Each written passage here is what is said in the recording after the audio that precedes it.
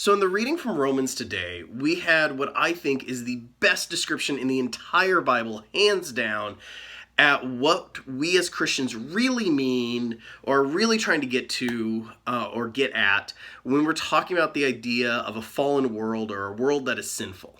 Now, I know, like, the minute you start talking about this, people get all sorts of images in their brain as to what you're talking about, and that's not actually true. So, what I'm hoping to do today is just sort of explain it.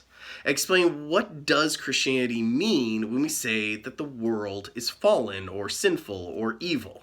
Or humanity is that way, because we'll say that too. Because what most people, I think, hear is this sort of condemnation that we're saying people are bad or that your kitty cat is doomed to hell or something like that. And that is not at all what we are saying. Now, I have sort of a dry sense of humor, and I'm going to fully embrace it, given the sort of weirdness that is this subject in the first place. So just go with me and watch, over here, because, got to play with the technology when you can, right? So let's just tackle the nature thing first, because I think that's the harder of the two for people to get. So when we say that the world is fallen, what do we mean?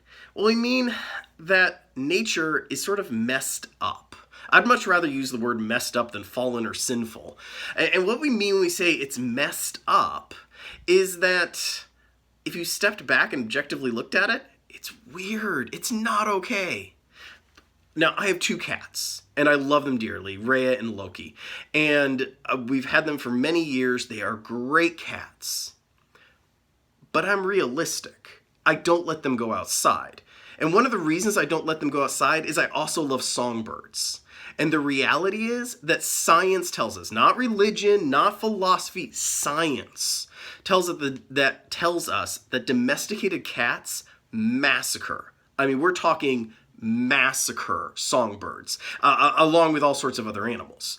And that's sort of messed up. But that's not where the messed upness ends, right? Your domesticated cat, that loving, purring little ball of fur and joy, when let outside, according to scientists, goes on a murder spree and wipes out all sorts of wild animals. And you would say to yourself, well, it's the cycle of life. It's the circle of life. And I say, yes, part of it is the circle of life. Part of it is that a cat, when they're hungry, will kill something to eat it. And you can't really judge a cat for being a cat. Though, just noting, isn't that sort of messed up that everything needs to kill something to live? I mean, that itself, from one standpoint or another, is a little messed up, right? But you know what's even more messed up is when they went into that scientific study, they found that those cats weren't just killing when they were hungry. After all, they followed a group of domesticated cats. What did they find? That, a percentage of the time they were killing things for food because they were hungry, a snack here or there. But another percentage of the time they were killing it and bringing it back to you. I mean, those of you who let your cats out, you've all found the presents on your doorstep from time to time, I'm sure. But beyond that, they also just sort of killed things and left them, neither eating them or presenting them as presents, as best described as entertainment.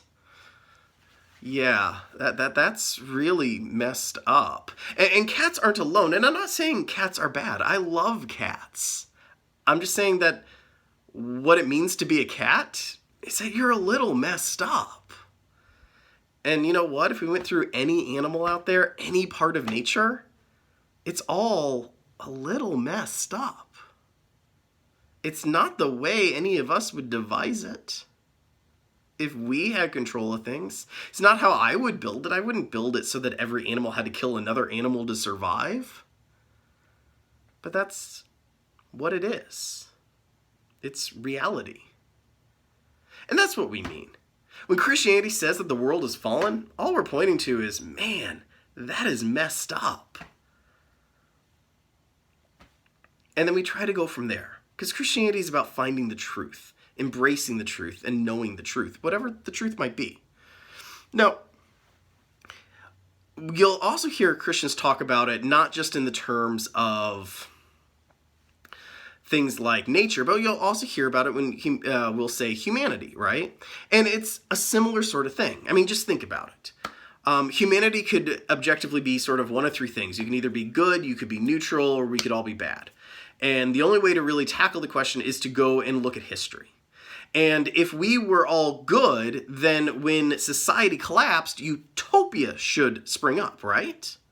But we all know through common sense or our study of history that when an entire government and state and system collapses, that never has utopia suddenly just arisen. It's never become the age of Aquarius. We've never all just gotten our yellow submarines. When countries collapse, and it doesn't matter what time period you're talking about, horrible things ensue. Some of you may have seen Game of Thrones, a very popular genre for a lot of years now, right? Obviously, it's concluded, but most of you have probably seen it. That's founded off an actual historical time period of England in about 900 AD during the War of the Roses and sort of a battle in a time of complete chaos and invasion. It's relatively accurate to that time period if you minus the dragons and make it a lot harsher and a lot more bloody. See,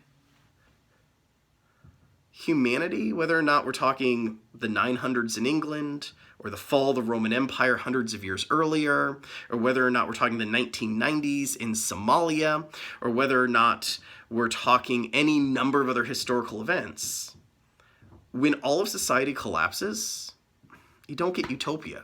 Never. You get something that looks a lot like all the other times in history society collapses. You get some horrific event that no one wins at. See, that's what we mean when we say humanity sort of messed up. Now, if you're not a big historian, I got another example for you. Now, how many of you like bacon? I like bacon, right? In fact, I like all sorts of yummy, delicious foods, and I've noticed a combination, a thing that is true about all yummy, delicious foods, and that is that the yummier and the more delicious they are, the more unhealthy they are, right? I mean, I love frozen custard, not exactly a health food. I love bacon, still not a health food. Barbecued brisket, no, not a health food. And you notice that the foods that are like healthy are never, don't really line up with that whole yummy part.